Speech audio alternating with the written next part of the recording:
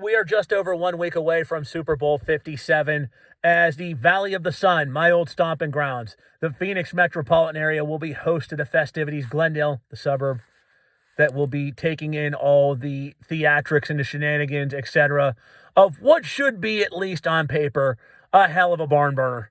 Obviously, on paper, doesn't always play on the field, but if you look at this matchup, again, on paper alone, it looks to be really, really good. You've got both teams that are number one ranked in their conference had home field advantage throughout, and really from start to finish this season were the premier teams in their respective conferences. Don't get it twisted. I always enjoy a good underdog story and can brag I was in attendance at Super Bowl 42 when the Giants pulled off one of the biggest upsets in NFL history, if not the big game history, knocking off the then unbeaten Patriots. But it is always good, though, to see one versus one and two teams that have been the best of the best all year long, because there is little debate afterwards who the best team really is. And this one has plenty of storylines. I mean, there are enough storylines to write a book about before the game even has opening kickoff. We all know the Andy Reid influence.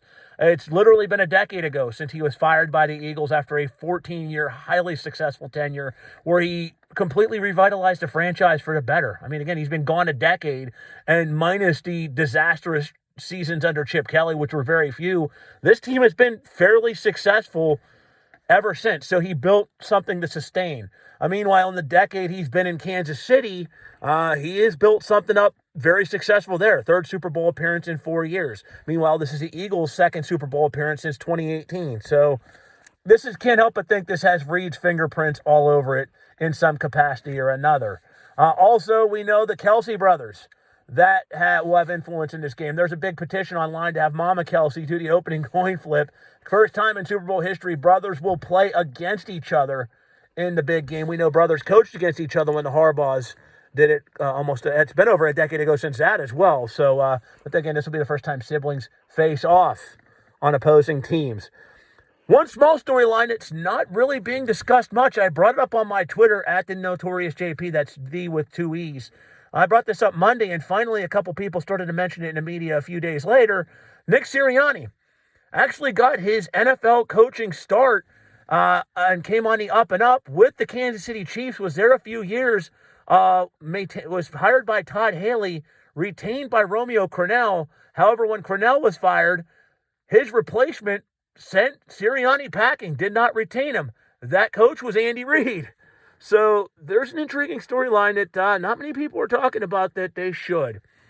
We already know one versus one. First time we'll see African-American quarterbacks face off against one another in Super Bowl history. Jalen Hurts, Patrick Mahomes, the state of Texas will be on display. Two legends of their high school scene, which is very rich, on display. So plenty of stories here to discuss. But as for the game itself, you look at it, two different perspectives. Number one, you've got Philadelphia's defense, which has been the best in the NFL all year long. They are a complete smash mouth.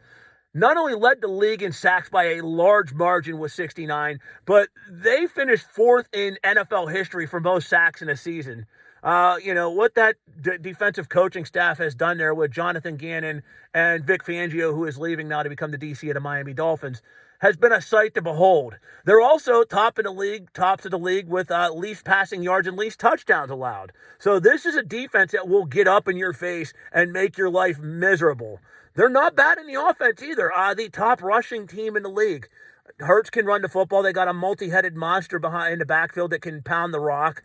And they've got a pair of studs that catch the football in Devonta Smith, A.J. Brown, and tight end Dallas Goedert. So they're not just a one-trick pony. This isn't the Buccaneers of 2002 or the Ravens team that won a Super Bowl with Trent Dilfer. This is a legit, well-rounded franchise that can beat you in any dimension.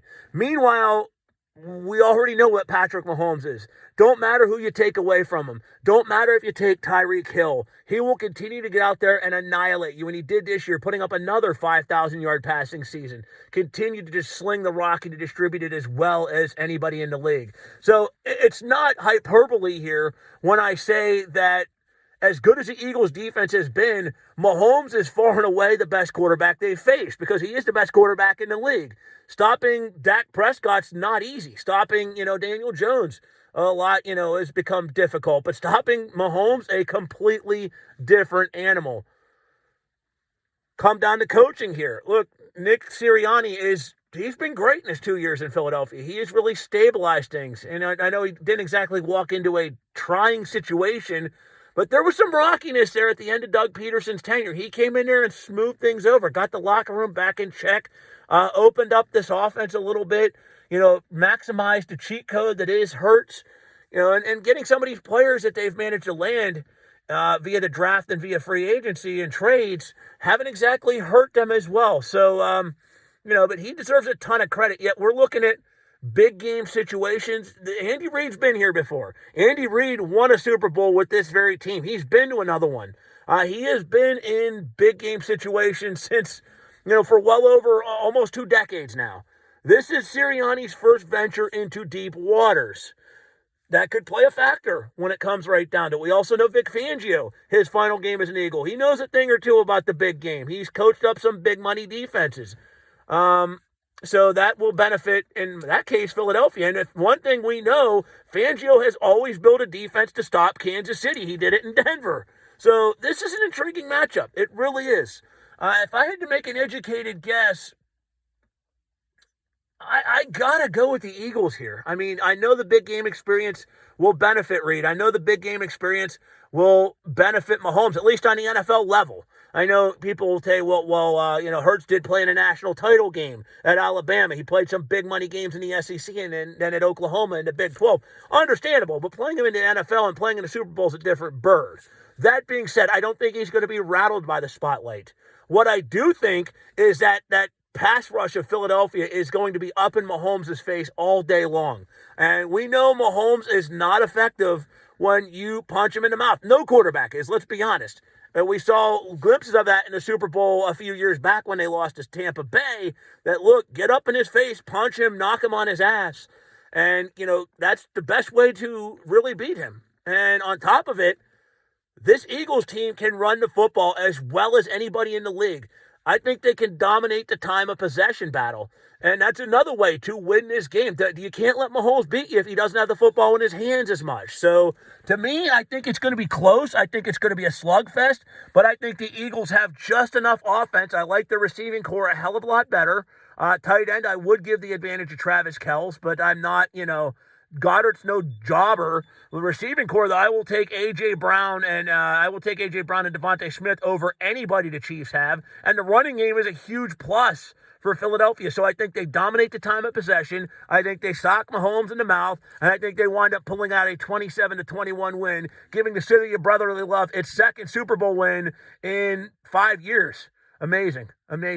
But I could be wrong. I have been in the past. If you look at my last few weeks, I've been 500. I can do one or two things. I'm going to do about 1,000 this week, or I'm going to fail miserably and hit 0. But tune in here again, and we'll talk again next week as I give my breakdown of this game and much, much more. Until then, I'm JP. Thank you for listening. We'll talk soon.